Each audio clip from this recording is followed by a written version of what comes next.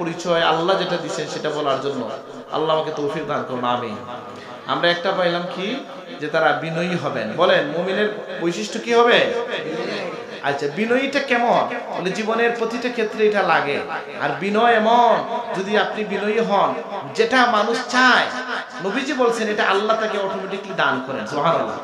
যেমন অহংকার করে আমি কি বলতে চাই, অহংকার করে আমি আসলে সম্মানিত হইতে চাই যে আমি একজন কেউ। রাসূলুল্লাহ সাল্লাল্লাহু আলাইহি সাল্লাম ফরমাচ্ছেন, মান তাওয়াদা লিল্লাহ রাফাহুল্লাহ। আল্লাহর দিকে তাকাইয়া কেউ যদি মাথা নত করে, আল্লাহ তার মাথা উঁচু করে দেবেন। তাহলে বিনয়ী হইলে লাভ হয় না ক্ষতি হয়? আইম্মায়ে কেরাম বলতেছেন, একজন লোকের দুশমন তৈরি হওয়া সম্ভব না যে বিনয়ী আছে। বুঝেন না কথা? যার মধ্যে বিনয় আছে তার কোনো দুশমন তৈরি হতে পারবে না। কারণ মানুষের মধ্যে, যেমন ধরে একটা চেয়ারে বসা নিয়ে সমস্যা হয়, একজন যদি আইসা মাটিতে বসে যায় আর তার যদি চেয়ারে বসার মতো লোক হয়, সমাজের লোকজন ধরেই তাকে চেয়ারে বসাবে কিনা? কিন্তু সে যদি আইসা বলে, এই মিয়া শোনো, আমাকে জায়গা দাও, খামটা ঠিক করলাই না, হইব কিনা? সুতরাং আমরা এটা খেয়াল রাখবো যে বিনয় মানুষকে সম্মানিত করে। আর আল্লাহ বলতেছেন কি, আমরা হয়তো কথা শুনলে কাজের মধ্যে জড়াবো না, ঝগড়ায় জড়ায় যাব না, অহংকারী কথায় জড়ায় যাব না। এরকম কেউ কথা বলতে চাইলে তাকে শান্তির বাণী দেয়া, তাকে একটা কৌশলে তাকে ঠান্ডা করে বিদায় হয়ে যাওয়া। এই আজকে আপনাদের এখানে আমি একটা ঘটনা বলছি, কিন্তু অন রেকর্ডে কথা বলা খুব রিস্ক আছে। আমার গাড়িতে এসে একদিন ঠেলা মারলো একটা মোটরসাইকেল। বলবো এটা রেকর্ড যারা করেন কেটে দিয়ে। আমি যাচ্ছি ইউনিভার্সিটিতে, তো আমার গাড়িতে এসে মাইরা দিয়েছে একটা মোটরসাইকেল। আর আমি তো বুঝি নাই, খেয়াল করি নাই। আমার ড্রাইভারকে জিজ্ঞেস করলাম, ড্রাইভার সাহেব বললে আমার তো কোনো ভুল নাই। তো সার্জেন্ট ছিল, ঠিক আছে কাছে যান। ওখানে গিয়ে আমি তো যাই নাই, বলছি পরিচয় দিয়েন না, বা দেন, অসুবিধা নাই, কি হয়? ওই লোক বলতেছে যে আমাদের ভুল। আর পুলিশও বলে, আমার ড্রাইভার বলে আমার গাড়ির ভুল নাই। ঠিক আছে না? তাহলে আমি বলে না থাকলে আমার রাইট আছে, আমি জোরে কথা বলতে পারি কিনা? আমি তো দুই কথা বলতে পারি। আমি জিজ্ঞেস করলাম কি চায় লোকটা, সে বলছে তার এখানে 1000 টাকার মতো ক্ষতি হয়ে গেছে, এটা দিতে হবে। পুলিশও বলতেছে, ভাই বলবেন আপনি, ওনাকে টাকার কথা বলি কি হবে, আমি এটা সেটা। আমি এটা শুনে কি বলছি দিয়ে দেন 1000 টাকা, আমার দরকার, আমার ওখানে যাও। বলবেন কেন? এটা বললাম, আমি যদি এখানে নামতাম, পরে লাগতো তর্কাতর্কি, পরে হয়তো আরেকটা, আপনার মূল জায়গায় পৌঁছতে আপনার দেরি হইতো বা যাওয়াই হইতো না। তাহলে 1000 টাকার ডেমারেজ দেয়া, আপনার মূল লক্ষ্যটাকে আপনি ঠিক রাখেন। আল্লাহ আমাদেরকে তৌফিক দান করুন। কিন্তু আপনারা সবাই মিলে যদি ভোট দেন আমাকে, তবে আপনি একজন আল্লাহ মানুষ, হ্যাঁ, নিজের বলুন না, এখানে ছাড় দিলেই না। আলহামদুলিল্লাহ, আপনি দিকে ছাড় দেন, আল্লাহ অন্যদিকে আপনাকে ছাড় দেন। আল্লাহ তুমি তৌফিক দান করো, আমিন। যদি পারা যায়, আবার এটা ঠিক, এটাও ইসলামে আছে, যদি আপনার হক আপনি নিতে চান, এই অধিকার আপনার আছে, এটা আমার নিষেধ নাই, এটা নিষেধ নাই, আপনি এটা করতে পারেন, মাফ করতে হতে পারেন। ধরেন জুতা চুরি যে করে লোকজন, হয়নি এখন তো কমছে এগুলা নাকি? জুতা চুর এই যে যারা আছে, আমার জীবনে খুব কম জুতা চুরি হয়েছে, আর যত চুরি হয়েছে আমি তো এটা মাফ করে দিয়েছি। বুঝলেন না? কি হবে ভাই, ওই গরিব মানুষে আটকে তো আমার লাভ নাই। এটা আবার এই এলাকায় তো আমি নামাজ পড়তেছি না, অসুবিধা নাই, এটা বলতে তো অসুবিধা নাই। তা আমি বলতেছি ছাড় দেওয়াটা, আমার জীবনেও ছাড় দিতে পারি না, এটা হয়, কিন্তু আমাদের চেষ্টা থাকবে জীবনে যেন আমরা ছাড় দিতে পারি। আল্লাহ তুমি তৌফিক দান করো। যিনি ছাড় দিতে জানেন না, আমরা যারা ছাড় দিতে পারি না, তার পরিবারের জীবনে শান্তি আসবে না। বুঝেননি? এটা ছাড় দিতে হয় না, দিতে হয় না, দিতে হয়। আল্লাহ ছাড় কোন মানুষ দিতে পারে? যার মধ্যে বিনয় আছে, যে একটা দীর্ঘ জীবনের আশা রাখে, সে ছাড় দিতে পারে, যে যাক অন্য জায়গায় পাবো ইনশাআল্লাহ। তো যাই হোক, আমি বলছিলাম মুমিনের এর পরের বৈশিষ্ট্য আল্লাহ বলছেন, ওয়াল্লাযীনা ইয়াবিতুনা লিরাব্বিহিম সুজদান ওয়া কিয়ামা, যারা রাতের বেলা তাদের রবের সমীপে সিজদা এবং কিয়াম করে নামাজের মধ্যে কাটায়। সুবহানাল্লাহ। তাইলে আমি হুজুরের একটা ওয়াজ শুনলাম এই বিষয়ের মধ্যে, হুজুরের, আর আমি হাইকোর্টের বিষয়ে একটু কথা বলছি তাফসীরের মধ্যে। এখানে অনেক কথা বলা হয়েছে যে রাতে কতটুকু, তাহলে আল্লাহর নবীর সাথে আল্লাহর যে কথা হয়েছে শেষ পর্যন্ত যেটা মাসালা বোঝা যায়, যে শেষ রাইতের কিছু সময় যদি কেউ জাগ থাকে তাহলে হক আদায় হয়ে যায়।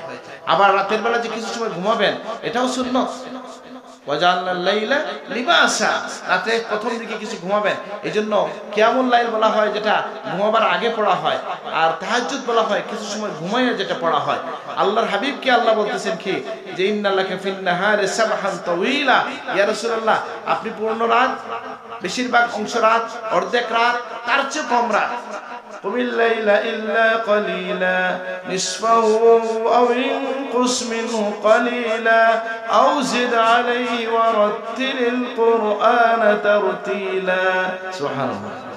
কি বলছেন আল্লাহ যে আপনি একটু সময় ছাড়া বেশি সময় সজাগ থাকেন, না হয় অর্ধ রাত, তারপরে আরো কমায় দিয়েছেন আল্লাহ, সহজ করে দিয়েছেন। আর নবীজির জন্য তো তাহাজ্জুদ ওয়াজিব ছিল। সুবহানাল্লাহ। আমাদের জন্য সহজ হয়ে গেছে। তাহলে মুমিনের একটা বৈশিষ্ট্য হচ্ছে, এই জন্য বুলুগুল মারাম কিতাবের মধ্যে হাদিস পেয়েছি যে রাসূলুল্লাহ বলছেন যে তুমি যেন কমপক্ষে 2 রাকাত হইল তাহাজ্জুদের মানে বা রাতের নামাজ 2 রাকাত হইল কিয়ামুল লাইলে নামাজ পড়ো। উলামায়ে কেরাম বলেন যিনি উঠতে পারেন না তিনি ঘুমাইবার আগে হইল 2 রাকাত পড়ে ঘুমায় যান, আল্লাহ চাইলে তাকে সেই ফজিলত দান করেন, কিয়ামুল লাইলের ফজিলতটা কিছুটা হলে সে পেয়ে যাবে। আল্লাহ আমাদেরকে তৌফিক দান করুন, আমিন। তাহলে মুমিন আল্লাহর মায়ার বান্দা হওয়ার জন্য রহমানের বান্দার একটা বৈশিষ্ট্য হচ্ছে যে তারা রাতের বেলা সজাগ থাকবে, আল্লাহর কাছে রোনাজারি করবে, তারা নামাজ পড়বে। আল্লাহ সেই গুণ আমাদেরকে নসিব করে দেন, আমিন। আপনি দেখেন সাহাবায়ে কেরামের কথা আল্লাহ প্রশংসা করছেন, কি বলছেন? বলছেন কানু কালিলাম মিনাল লাইলি মা ইয়াহজাউন ওয়া বিল আসহারি হুম ইস্তাগফিরুন। আমার নবীর সাহাবীরা কেমন যে রাতের বেলা তারা খুব কমই ঘুমায়, আর সারা রাত ইবাদত করতে করতে শেষ রাত থেকে কান্নাকাটি করে বলে আল্লাহ কিচ্ছু করতে পারি নাই, কিচ্ছু করতে পারি নাই। সুবহানাল্লাহ। এই জন্য একটা ঘটনা আছে এরকম, হযরত আব্দুল আজিজ রহমতুল্লাহ আলাইহি তার 2 ভাতিজাকে বা ভাগনাকে বলছিলেন মুরিদ হওয়ার জন্য শাহ হযরত সৈয়দ আহমদ শহীদ বেল্লভী রহমতুল্লাহর কাছে। এই 2 জন ছিলেন বড় আলেম, আর সৈয়দ আহমদ বেল্লভী রহমতুল্লাহ আলাইহি প্রচলিত জ্ঞানের বড় আলেম ছিলেন না, কিন্তু আল্লাহ তাকে ইলমে মারিফত দান করেছিলেন, আলহামদুলিল্লাহ। যে কারণে সেই যুগের শ্রেষ্ঠ কুতুব যিনি, তিনি তার পরিবারের লোকজনকে বলছেন আমার কাছে না তার কাছে নিয়ে যাও। সুবহানাল্লাহ। ওনারা আবার করছেন কি শর্ত লাগাইছেন মনে মনে। 2 জন বলছেন এই লোকের কাছে মুরিদ হব না, যাবো ঠিকই, গিয়ে দেখবো যে উনি যদি আমাদেরকে যে সাহাবীর নামাজ পড়াইতে পারে তাহলে বুঝবো লোক কামিল আছে, তাহলে মুরিদ হবো। বুঝেন নাই? আমার কথা বোঝা যাচ্ছে? ওনারা বলেন কিছুদিন সময় কাটানোর পরে এটা আবুল হাসান আলী আন-নাদবী তার কিতাবে নিয়ে আসছেন। তিনি কি বলছেন? একদিন রাতে বলছেন আপনারা 2 জন উঠেন আল্লাহর জন্য। ওনারা বলেন যে এই সাথে সাথে আমাদের শরীর কাঁপতে শুরু করছে ওনার আওয়াজ শুনে। সুবহানাল্লাহ। কোন কথা হৃদয়ে শুয়ে যায় নাকি? বলছে আল্লাহর জন্য 2 রাকাত ওযু করে আসেন, একটু নামাজ পড়েন। ওনারা নামাজ পড়তে ওযু করছেন, নামাজ পড়ছেন, তার এই কথার প্রভাবে তারা এত কম্পিত হয়েছেন, এত ভালোভাবে নামাজ পড়ছেন। নামাজ শেষে ফজরের আজানের আগে 2 জনই চিৎকার করে কান্নাকারি করে উঠছেন, আহা আল্লাহর কোনো হক আদায় করতে পারি নাই, আল্লাহ আমাদেরকে মাফ করো, মাফ করো, কাঁদতে শুরু করছেন। তিনি বলছেন আজকে তোমাদের সাহাবায়ে কেরামের নামাজ হাসিল হয়ে গেছে। কি যে তারা রাতের বেলা ইবাদত করেন আর শেষ রাতে বলেন আল্লাহ কিচ্ছু হয় নাই, মাফ চাই, মাফ চাই। সুবহানাল্লাহ। এটাই বলা হচ্ছে কোথায়? কানু কালিলাম মিনাল লাইলি মা ইয়াহজাউন ওয়া বিল আসহারি হুম ইস্তাগফিরুন। যে তারা রাতের বেলা কম ঘুমায়, ইবাদত করে, আর শেষ রাতে তারা কি করে? ইস্তিগফার করে। কারণ আমাদেরও তো কম ঘুম হয়, কিন্তু নামাজের জন্য না ফেসবুকের জন্য? বলেন কানু কালিলাম মিনাল লাইলি মা ইয়াহজাউন। কম ঘুমাই আমরা, আল্লাহ আমাদেরকে সাহাবায়ে কেরামের অনুসরণ করার তৌফিক দান করুন, আমিন। সেই সাহাবায়ে কেরাম যাদের ব্যাপারে আল্লাহ বলছেন আমিনু কামা আমানান নাস, মানে নাস যারা সাহাবায়ে কেরাম, যে আমার সাহাবীদের যেমন ঈমান তেমন ঈমান তোমরা আনো। সুবহানাল্লাহ। এই আয়াত থেকে আহলুস সুন্নাত ওয়াল জামাত রাসূলুল্লাহর সাহাবীদেরকে সত্যের মাপকাঠি বলেন, যেটা নিয়ে অনেক বিতর্ক ইদানিং কালে অনেকে করে থাকে। যাই হোক, এটা আমার আজকে আলোচনার বিষয় না। তাহলে কি আমরা বুঝলাম যে মুমিনের আরেকটা বৈশিষ্ট্য হচ্ছে তারা কি করবে? যে তারা রাতের বেলা কান্নাকাটি করবে, দোয়া করবে। আর কি মুমিনের একটা বৈশিষ্ট্য হচ্ছে তারা বেশি বেশি দোয়া করবে। এবং এখানেই দুইবার আল্লাহ তাআলা দোয়ার কথা নিয়ে আসছেন কি ওয়াল্লাযীনা ইয়াকুলুনা রাব্বানা আসরিফ আন্না আযাব জাহান্নাম ইন্না আযাবাহা কানা গারামা। যারা বলবে আল্লাহ আমাদের থেকে আপনার জাহান্নামের আযাবটা কি করেন সরায়া নেন, এটা অত্যন্ত নিকৃষ্ট ঠিকানা, এই আযাব যাকে ধরে সে ছাড় পাওয়ার সুযোগ নাই। আল্লাহ আমাদেরকে আপনি কি করেন আপনার জাহান্নামের আযাব থেকে বাঁচান। তাহলে মুমিনের বৈশিষ্ট্য পাওয়া গেল, তারা বিনয়ী হবে।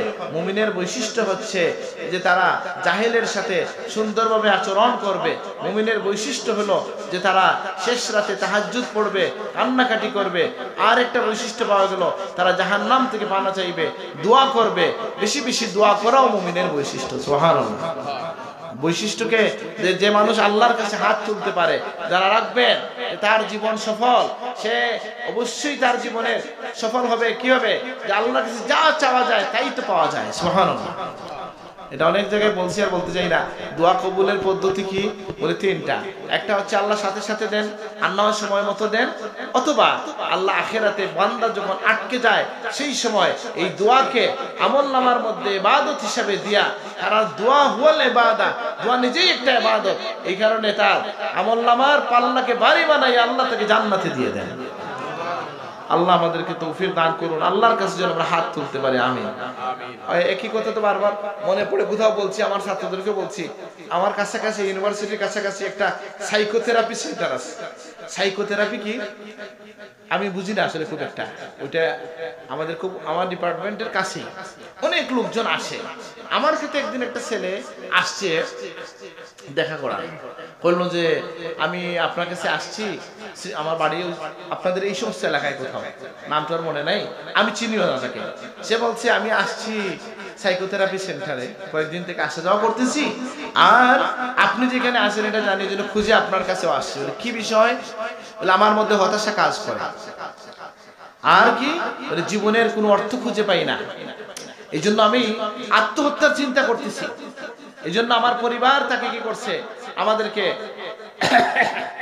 আমার পরিবার একটা কোরআন শরীফ থাকলে কেউ আমাকে দিয়েন, মাহবুব সাহেব সূরা ফুরকানের আয়াত বের করে দিতে পারেন, দিয়েন যদি সুযোগ থাকে। যাই হোক, যেটা বলছিলাম যে আমাকে এটা সে বললো, আমি বললাম তাহলে তুমি সাইকোথেরাপিতে যে আসো, তারা কি করলো, তোমাকে কি চিকিৎসা দিল? দেখেন কি হয়, দোয়া এখান থেকে বুঝবে। কি বলছে? হ্যাঁ বের করতে পারেন, ফুরকান বের করেন। কি বলছে? বলছে তোমার জীবনের যা কথাবার্তা আছে, দুঃখ আছে, বলো, আমরা লিখে ফেলবো। আমার কথা বুঝছেন? কেন এই কথা? সাইকোথেরাপির এই পদ্ধতি কেন ভাই? কেউ যদি তার মনের দুঃখ ব্যথা প্রকাশ করে ফেলে তাহলে দিলটা হালকা হয়। আমি তাকে বললাম তুমি মানুষের দুয়ারে দুয়ারে লেখাইয়া লাভ কি, ঊর্ধ্ব জগতে আল্লাহর কাছে বলতে থাকো। বুঝেন কথা? কেউ যদি দোয়া করে তাহলে তার মনের হৃদয়ের আকুলি বিকুলি বলা হয়ে যায় কিনা। আর এখনকার মনোবিজ্ঞানীরা বলতেছে কেউ যদি মনের কথাগুলো বলে ফেলে তাহলে মন হালকা হয়, এতে তার অশান্তি, তার যে হতাশা, ফ্রাস্ট্রেশন, এটা দূর হয়ে যায়। সুবহানাল্লাহ। তাহলে এই দোয়া আপনাকে কি দিচ্ছে? বলে এই দোয়ার মধ্য দিয়া যেমন আপনি ইবাদতের সওয়াব পাচ্ছেন, যা চাইতেছেন তা পাইতেছেন, আবার সাথে সাথে আপনার মনোজাগতিক ভাবে আপনি সুস্থ থাকতেছেন। আলহামদুলিল্লাহ।